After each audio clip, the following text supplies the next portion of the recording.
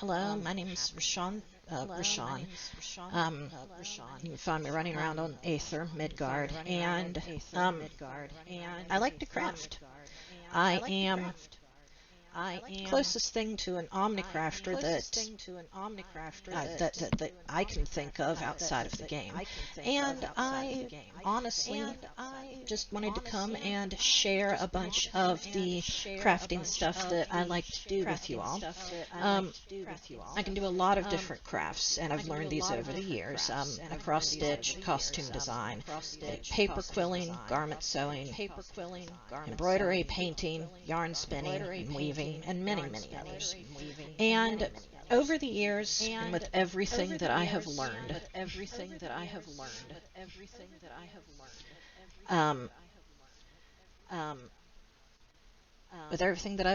I have picked up a lot of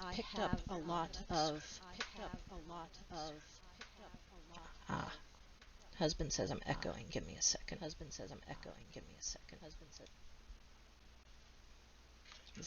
Is that better? Okay. Sorry about that. First time streaming, bear with me, be patient. I'm here to talk to you today about a lot of the tools that I have found that are interchangeable with different crafts. And if you are wanting to get into crafting and start crafting, try a lot of different things out, they're general tools that will be really helpful as you go between all the things. First thing I've got to say is that crafting, no matter what you're doing, it always requires a blood sacrifice. You will hurt yourself. You will prick your finger. You will scratch yourself on something. And a lot of crafters always chuckle and say, oh, it's the blood sacrifice. It happens. Just be aware that you are going to scratch yourself and nick yourself while you're working on crafting. The companies that make the craft supplies, they want you to think that every individual type of crafting requires specific tools for every different type of craft. If you're going to go painting, you're going to find that companies are going to say you need different tools for oil painting than you do for acrylic. And in a lot of cases, it's just not true. You don't really need all the expensive tools in order to learn and practice the art. Like I said, they're a money sink. And a lot of my stuff that I use for all the different crafts that I do are interchangeable, and they're just a bunch of recycled items. And wanted to share that with all of you today. First thing that I wanted to share with you that is extremely useful is pencil, eraser, and a good marker. I always prefer the Papermate Flare. Can't really read it. There it goes. Like it a lot. Good ink flow. This is useful in many crafts. You're going to be labeling, you're going to be sketching, you're going to be moving things around. And I know it seems kind of dumb to mention, but they are essential regardless of what type of craft you are going to be doing. Another thing that I have found that is so useful in a lot of stuff is chalk. And I do not go crafting without having my chalk nearby. I've been using the same box of schoolroom chalk for 5 years now. It marks almost anything, and it comes off really easily. Companies want you to think that you need to buy these fancy chalk holders in order to mark everything that you need. Sometimes it comes in thin little forms that look like discs for altering. Sometimes you'll find it in little plastic things that have a roller on the end that you just kind of roll like a pen. You don't need them. A simple box of schoolroom chalk is going to do you and going to take care of everything you need for marking your project for a long time.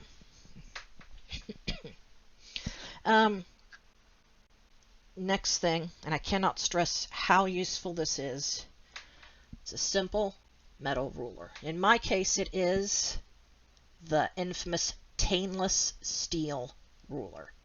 I'm not sure how it ended up with a typo on it, but I got it for 50 cents because of the typo, and I love pointing it out. Rulers not just for a straight edge. Everybody thinks, oh, well, of course it's going to give you a straight edge. And yes, it does. But it's not just good for that. It helps you measure precisely, and you can actually mark on the ruler itself. If you look, I've marked in several places, paint and tape, of areas that I've needed to keep track of and be precise when I was measuring between sections. Especially down here in the ones and zeros, you can't really see it, but there's little pencil marks all through here, trust me. And that allows you to make precise increments of whatever size you need them to be for the project while you're measuring things out. Now, I like my rulers with a cork backing. This prevents them from sliding around on you. And I prefer them flat and a little flexible. You can get those plastic ones meant for schoolrooms that have the little raised ridges on them and the little pencil thing in between. Those I found are not as useful as a simple one like this. And when you're done with it and you need to mark it off, it's metal. Take a wet rag to it, you can wipe off everything, and you can move on, get the next project. Another handy thing that I suggest all crafters have on them at all times is a measuring tape. I love this style. It's small, it's a disc shape, it fits into the purse. It is going to click when I pull this out, so be ready for it. But it extends thusly, and you can keep it in your purse, use it in the middle of the store, button retracts, and that way you can make the calculations you need to for your project in the store. You don't have to sit here and guess and go, is this big enough or whatever. I always carry one of these in my purse, and any item that's going to move freely around on you, like cloth, this is the best way to measure it. Now, if you're going for paper or something stiff, I suggest the ruler, but anything that's going to move around, definitely one of these. They're not that expensive. You can find them at a craft store. When it comes to scissors,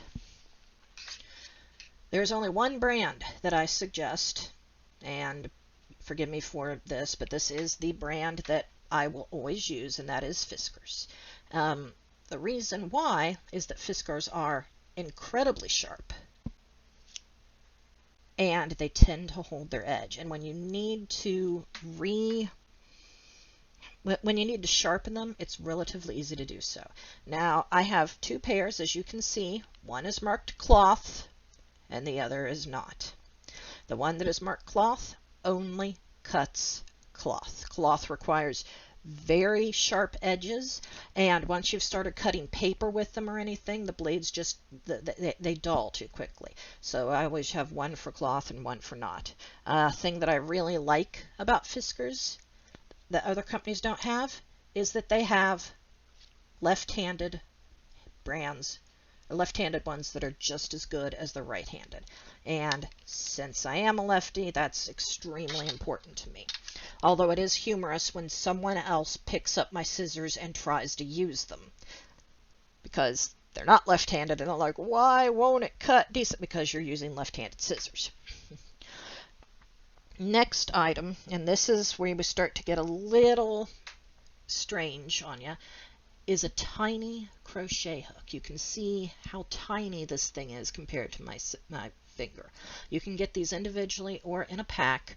These are very useful for threading things through tiny holes. And I know it's like, what are you ever going to do with tiny holes? I use this a lot in beading and craft stitch, or cross stitch, but anytime you need to get something through a tiny opening, you can slide this through, hook what you need to draw back, and just pull it straight back through, and it works wonderfully. And it's so small that the camera's going out of focus. Next item that I suggest everyone have is a pair of tweezers. And as you can see, mine have paint all over them from many years of use. Generally, you find these in the personal care aisle and not usually associated with crafting of any kind. But I always like these because you can pick up the tiniest of objects and hold them and manipulate them, which is very useful whenever you are trying to work with very small things. Now, whenever I'm sewing and I have to rip out a seam, I will sit here and use the tweezers to pick out the little broken threads in order to have a clean space to work with again. I also use them to place tiny objects when I'm working with miniatures and to hold things in place whenever I'm gluing things together. It's a lot easier to get these tiny little pieces off what you just glued than to try to get your fingers off instead. Next thing that I suggest are glass jars. There is no reason in the world to buy brand new containers to hold your paint or your brushes or anything like that when you use perfectly good jars in the kitchen all the time. This used to hold sauerkraut. Now it holds a couple pieces of paper that got left in there, but as you can see, I use it a lot in painting.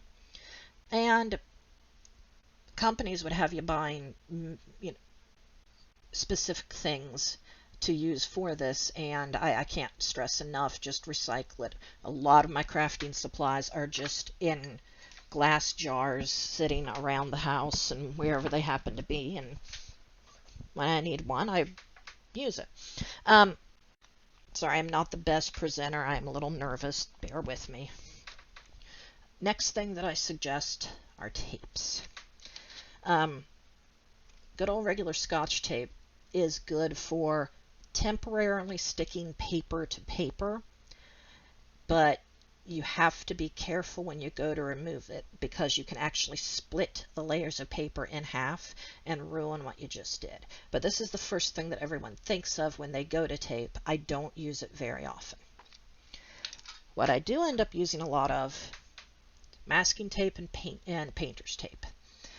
Either one works. This is blue painter's tape, obviously. I peel it off and cut it down the middle as I do to turn it to make double use of this since it is so wide.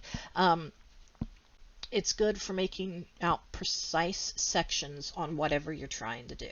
If you're trying to do real finicky stuff on a figure, or if you're trying to make sure you get a line perfectly straight on a painting or something like that, this is the way to go. It goes down easy, comes off clean. You have to press down on the edges if you're going to be putting paint or something next to it just to make sure they've got a really good seal. But then once you're done, it just peels straight off and leaves behind the crisp line that you wanted. I suggest taking that off when the paint is somewhat dry. Don't wait until the very end when it's all completely dry, or you're gonna end up with little pieces torn off. Next thing everybody needs to have if you're gonna craft is Mod Podge. This stuff is the best craft glue there is. It goes on with a white kind of transparent-ish base so you can see where you've put it, but it dries clear and you can get it in matte finish or gloss finish. It's perfect for attaching, I know this is going to sound dumb, for attaching two things together, but this isn't like, oh, I put some glue on the back of this and then I put it on something else. You can Mod Podge straight, like put the two things together, Mod Podge over it, and it will stay in place. This is often used to attach photos to wood for those picture transfers that you see online. It gets down in the crevices, and it's also used a lot for when you are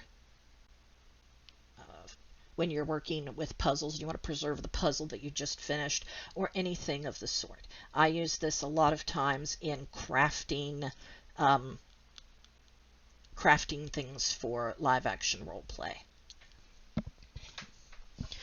The next thing that I suggest everyone keep at hand, regardless of the craft you're going to be working on, is cheap yarn. And you would sit there and think, it's yarn. What am I going to use it for? I like to keep things bound together. I literally use this stuff to tie important elements of different craft projects together so that they don't wander away and get lost. A lot of times I will end up incorporating it into the project. You can twist some of it if you need to. I use it to mark out areas in different projects, and if I'm in a pattern or something like that and I need to keep an eye, remember where I was, I just drape this across the pattern, and it makes for a handy bookmark too when you're all done with everything else. Next is a darning needle. These are pretty cheap.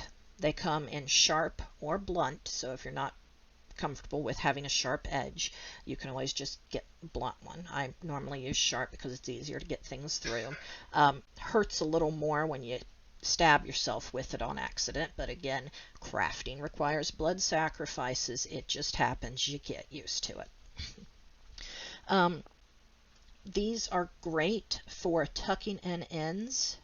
Whenever you're using yarn or anything, the little end sticks out. You can actually use this to tuck it in smoothly so that that end disappears.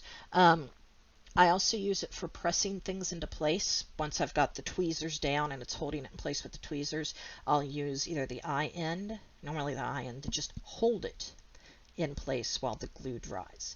I use it a lot for miniature work and things of that nature. Next is, of course, its smaller cousin, the sewing needle. I really like this brand. It has a trick eye on it, an easy string eye. You can actually take the string and just pull it straight down over that edge. Sorry there for the fuzziness. And the string will just pop right into place. It's very handy. But this can get into really fine areas that you're trying to work with on a project. You can use it to scrape things off of a project or wet paint or something like that. I end up using it to remove cat fur a lot. You may have noticed by looking at the background, I have a cat. There's fur everywhere. It happens. But I love having these things. It can help you lift troublesome corners. It can help you start to get tape off of something. And at the end of the day, you can always sew something with it if you need to. Ow! And I stuck myself with the blessed thing. Trust me. Next thing that I have are sewing pins. This is a cute little pin cushion that I made for myself a long time ago. Sewing pins are very useful for keeping things together. And I know that it's difficult to explain. When you need to keep something precisely where it needs to be, these are the pins that I usually go to. When I'm doing paper quilling, which is where you wind colorful pieces of paper together and you glue them together in pieces, you have to actually keep them in that place while they dry, while the glue dries. And I'll end up using the sewing pins to repeatedly stab the little pieces of paper to keep them in perfect position so the pattern comes out nicely.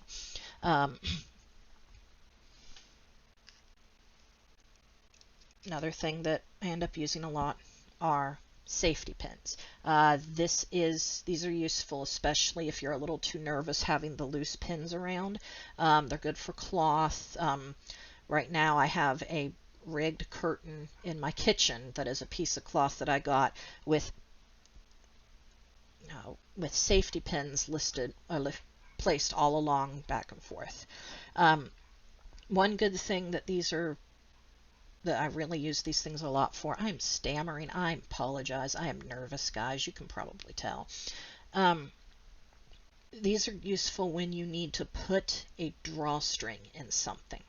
You take and you attach a piece of yarn, a piece of the cheap yarn that we just talked about, tie it onto the end, and then you slide the closed safety pin through the area where you want the drawstring, and you just slowly slide it along until it comes out the other end, and it pulls the thread along with it, but gives you that solid, stable item to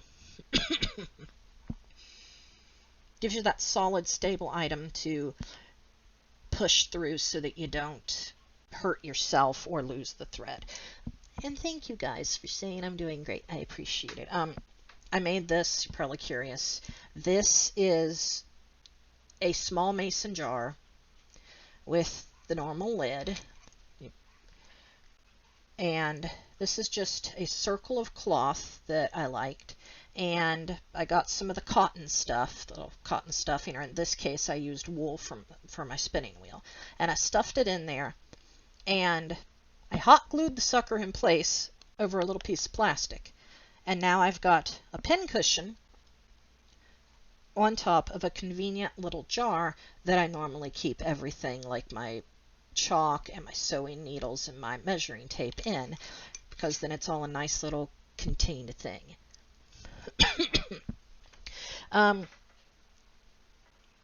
Next thing I highly suggest whenever you're doing crafting are thimbles. If you're going to be using anything that's sharp or anything that's going to be tough on you, get the thimbles. It's well worth it. Have two types. I rarely ever use the standard thimble because, as you can see, my fingers are a little too fat for it. I do collect thimbles though, and I have almost 100 of them, but this is the type that you would wear over the end of your finger when you're sewing with the needle, so that way if you slip and do exactly what I did earlier, you're hitting the thimble instead of your finger. These ones, however, are better used for gripping. It's a set that fits over the finger and over the thumb. And when I put it on correctly, because I put it on backwards, because, you know, I'm nervous, you can actually get a really good grip on a sewing needle or whatever you're trying to do, because it won't, I'm trying to pull it free on this other end, like it gives you a really good grip. And I suggest these things if you're going to be doing any type of stubborn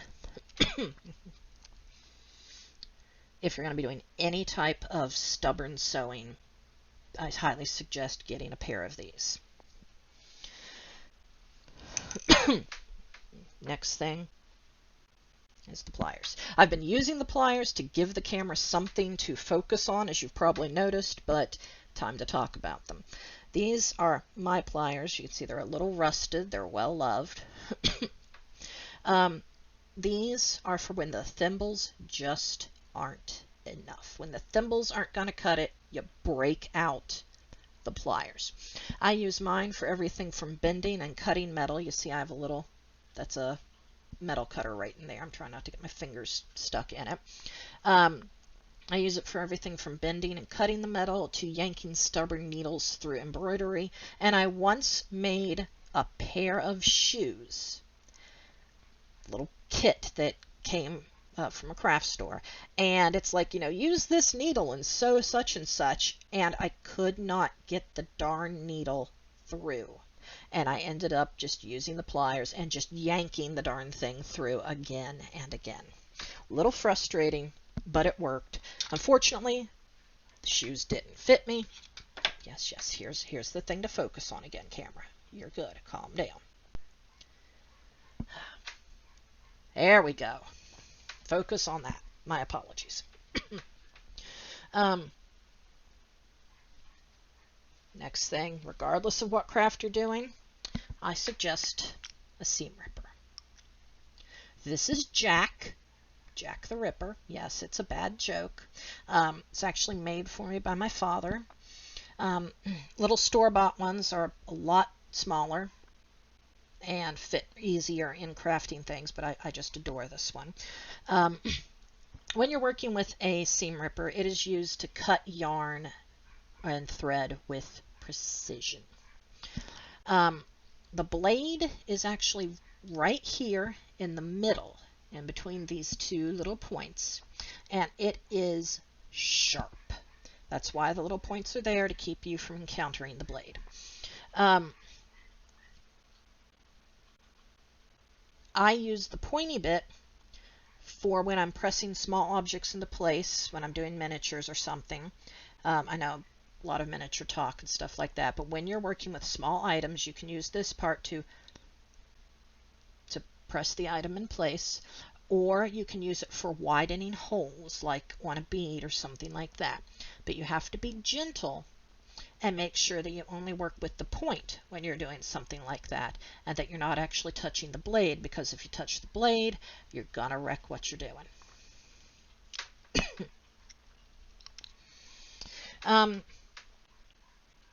Next item that I suggest everyone have some of is just a basic set of paintbrushes. Now, we all remember in Shadowbringers when Alphino's standing there outside trying to get his way into Yulmore, and he has to lie and say that he's a good painter, and he uses the paintbrush as the status of the paintbrush as proof that he is a painter. This is what they're talking about. This is supposed to be clear. You can see it's a little loved. It's got a little bit of wear and tear on it. And a lot of my brushes do. I don't bother scrubbing my brushes in between each use. I just rinse them in the water and let them dry, and I just go with it. That's why this one looks a little blue. It'll be fine. It's just a little stained. These are incredibly useful, not just for painting. And I'm telling you, if you don't want to take up painting, or if you're just wanting to experiment and see what it's like, do not go out and get the expensive brushes. Again, unless you're really getting into it, that is a trap by the companies that just want to make you spend more money when it isn't needed. A lot of these are the cheap brushes that you can get. I got most of mine at Walmart. This one and this one are fancy brushes, but that's because I took up painting. All the rest are just cheap things I got from Walmart. This is a palette knife. You can actually use this. It's just cheap plastic. It bends around. It was cheap too. But you can actually use this to scoop and move wet objects like paint or glue in big globs. That's again why mine looks like Alphino would be trying to get into Yulmore with it. These can be used not only for painting, but for spreading things like glitter or dust or something that you need over a project to get everything looking right. I use, which one is it? This one to apply glue. That's why the bristles are a little stiff.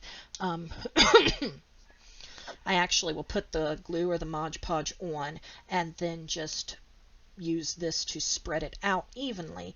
And this is the one that I always use for the glue, so that I know that it's the only one that's going to be essentially glued together like that. You can use these to brush your workspace clean, to get items, cat fur, whatever, scooped out of a project. And I even use a great big 1-inch wide brush on my fiber prepping equipment for when I spin yarn.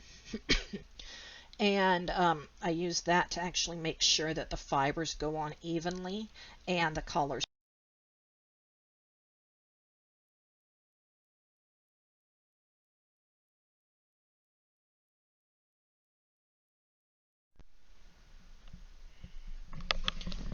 For some reason, my headset just cut out. That was weird. Sorry about that. I was talking about the fiber equipment that I have, and I'll use it to make sure that the collars are nice and even, so everything comes out just the way I want it. And again, that one is just dedicated straight for the fiber equipment. Next thing I suggest is keeping a roll of paper towels around. And you might think, paper towels, duh, cleaning up, whatever. Actually very useful items. I use mine to wipe my brushes in between to do what's called dry brushing, which is where you actually dry the brush off and then get some paint and kind of dab it a little bit until it's just a little bit of paint that's going to be spread across something. It creates an entirely different look. I really enjoy doing it. I use them to organize tools, like earlier, just to keep the paintbrushes together off camera. I was doing this with the paper towel to keep everything organized so I wouldn't drop them everywhere like I just did.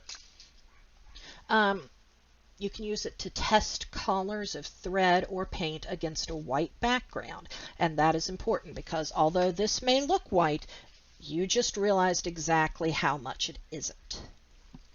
And so you can drape 2 different colors of thread or 2 different colors of paint or whatever and compare them on a nice white background to know how they're going to look when you're out in the sunlight and when the project's finished. So I always love having paper towels around, and of course at the end of the day you can wipe your hands on them or use them to mop up your drink when you fumble it and the cup falls over. Because let's face it, it's happened to all of us. Another thing that I like using the paper towels for is you can actually ball them up, and they create this kind of funny look right here. And you can dip these in ink or paint or whatever and actually use it to stamp to give a textured look to whatever you are doing. And this is going to be another weird one, but I always suggest you keep cotton swabs around if you're going to be doing a lot of crafting. Now, these are useful for blending things like pastels or smudging ink on purpose or pencil to get the little gradient shading in there. They're really useful for stamping. If you're painting, you can actually gather 5 of these together, dip one end into pink paint, and stamp it around to make cherry blossoms on a painting. There's a lot of other ways that you can do it just by combining them together. You can also use them for perfectly parallel lines in whatever you're doing. And they're useful for wiping away eraser markings that have gotten onto something, and for soaking up the blood when you inevitably poke yourself and end up with a little bit of blood somewhere. It happens. I'm not joking. It happens.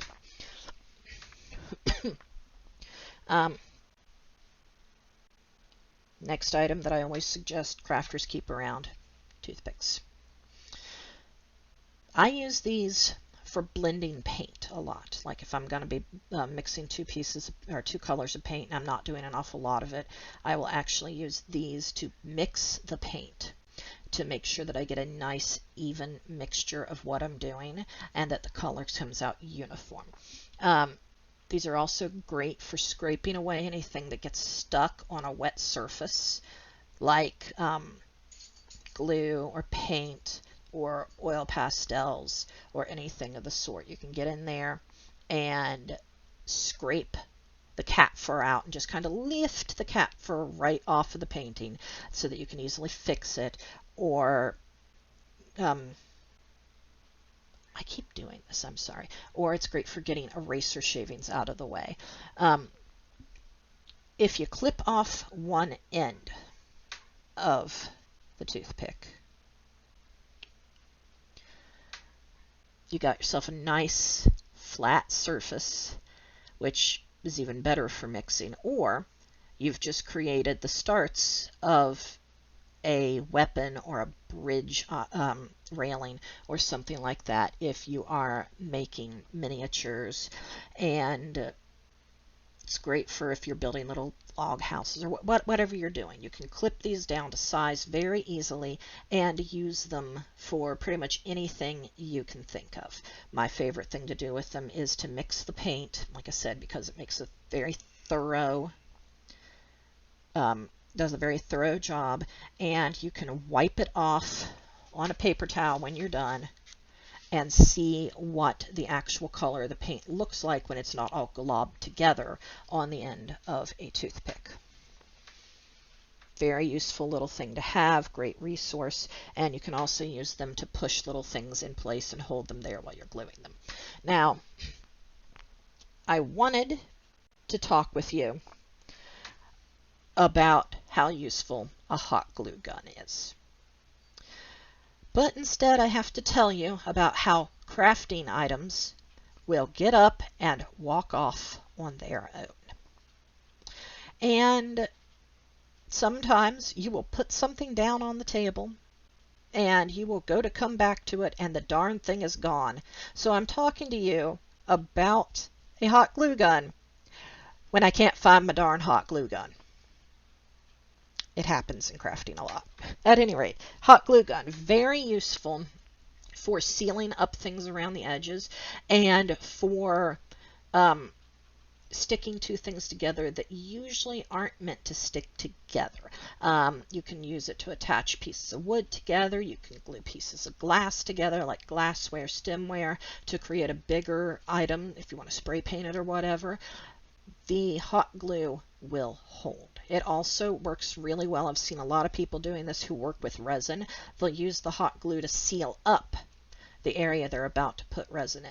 And while I'm talking about resin, if you don't know what you're doing with the resin art, please be careful and read everything about it. It has toxic fumes. You have to wear a mask. It really can get just ridiculous, and you need to be aware of the possible of side effects before you ever think about getting into that. Almost at the end of what I was planning to tell you about. When you are an Omni crafter, you're going to end up with a lot of different projects going on at once. I will normally have 5, 6 things that I'm working on at the same time. And you have to figure out a way to keep them organized. And I do this 2 ways. The first way is through my sketchbook.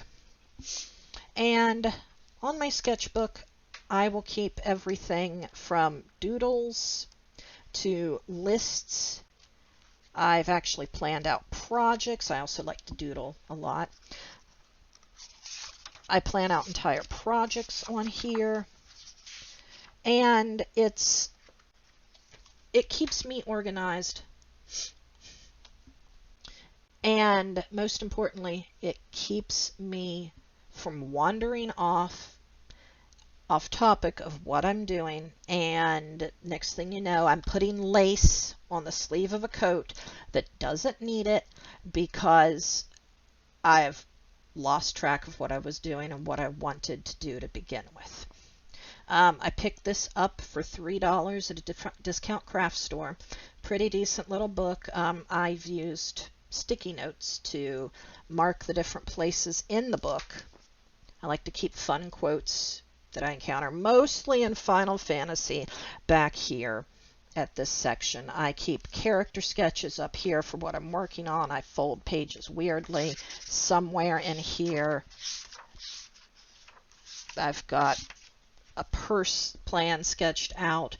It's whatever you want it to be. And I keep this on the edge of my desk at all times so that if something strikes me when I'm working on something else, I can just stop, open the book, scribble it down. It's one of the most highly suggested tools I can come up with if you're going to be doing a lot of different projects. And the last thing, oops, if it doesn't fall out, the last thing that I wanted to suggest if you're going to be doing a lot of projects is to get a 3-ring binder. Doesn't have to necessarily be 3 ring. Get a folder, get something. Oh, thank you. I like my handwriting too. Doesn't have to be massive. It can just be a folder, but I use mine to keep the patterns that I'm working on for different projects all in one place. If I'm using like a smaller pattern book like this, I just keep it folded into it. The ones that I find online and print out, I just tuck into the little folders. Sometimes if I really like the pattern and I want to keep it for later, I will stick I use a 3-ring punch and actually put it in the punches so that I can come back to it later and I know where it is. The reason these two are not, at least this one, is because the cross stitch designs come right up to the edge. And sorry if you can hear that, I'm getting text messages. If you poke a hole in it, you're gonna end up going into the pattern that you're actually trying to use, and that doesn't work very well. So most of my cross stitch ones are either in the books or tucked into a folder area like this.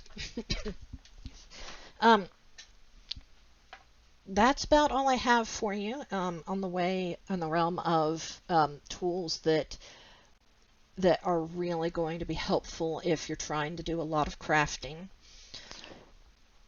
The best advice I can give you is to be creative and think about an item before you actually get it. If you're standing there, you do have a good point. Sheet protectors work too if you want to mark things off. She does have a good point. Hadn't thought of that one. I do it sometimes. Haven't done it with these ones yet. I know it's a lot of stuff. I'm sorry. Where was I? Complete mind blank. That happens.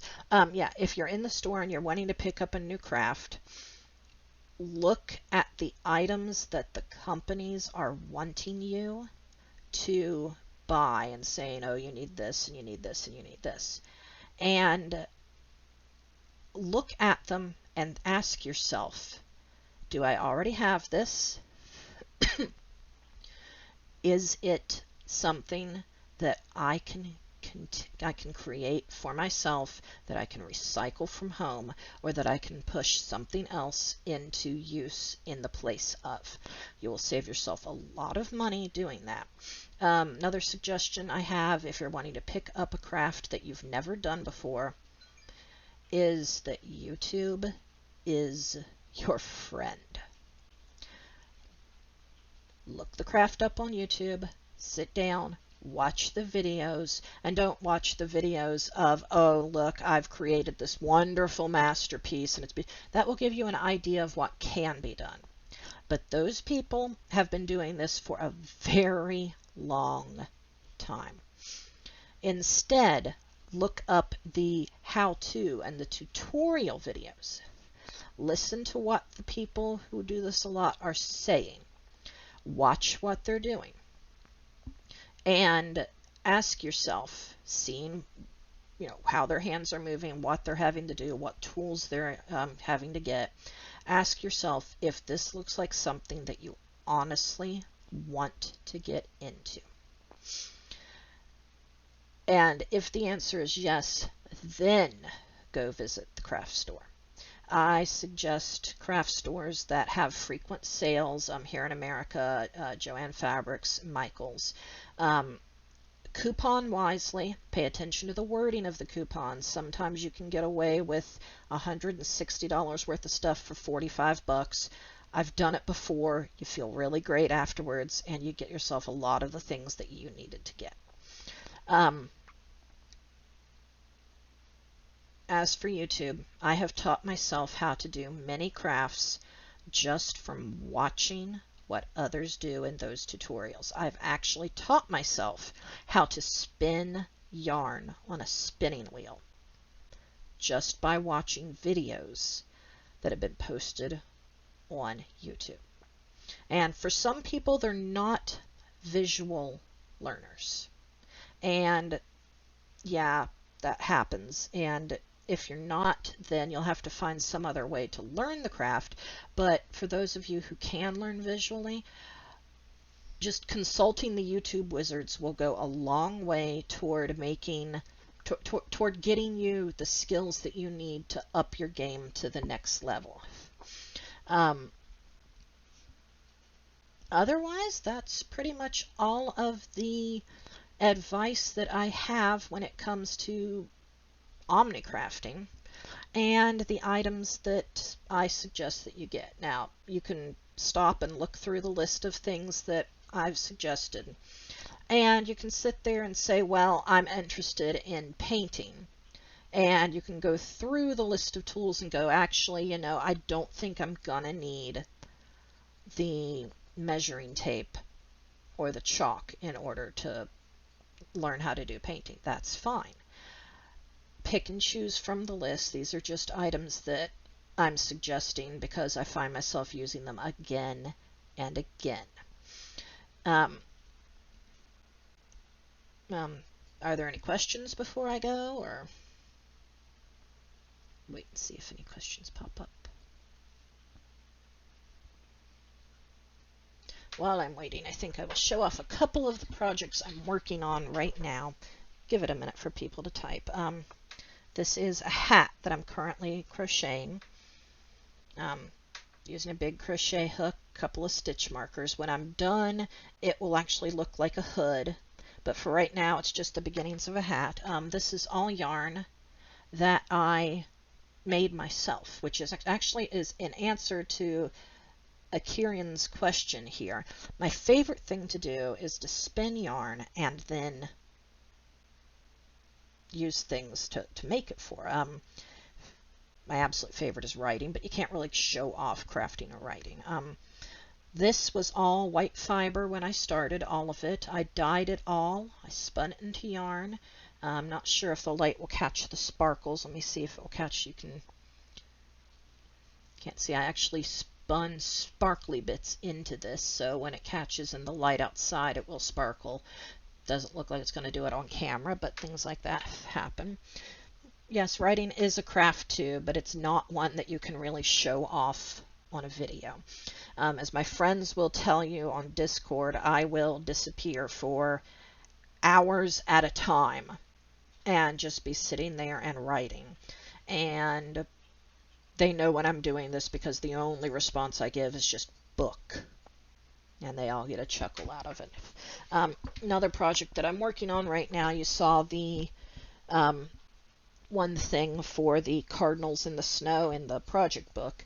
This is actually the beginnings of that cross stitch, and I have actually done all of this during Praetorium runs in the last week because Praetorium runs suck. But this is each little square you can see here that I've mapped out is 100 stitches. So this lets you know exactly how many times we have ran Praetorium in the last week. The ergonomic crochet handles, I can actually show that off because I have one. Let me dig down here into another book. I don't have the actual crochet hook in this one right now, but it fits down. This one is pretty tight fit because it's such a big needle, but fits down in it like that. And because I have fibromyalgia and I have the it hurts a lot to hold smaller things. This needle's big enough I can hold it without, but it takes the needle from this thin little thing and I can hold it like this and use it. And this is one of those, this makes a regular thing into an ergonomic handle. They actually have ones that are ergonomic to begin with, and you don't have to have a little converting device like this hanging out nearby.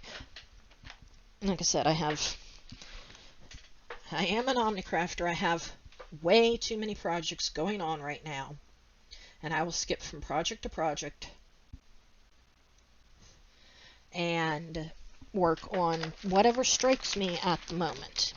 Let's see if I can. Oh. This one is Kumihimo, and I really like doing it. This is actually a form of Japanese braiding,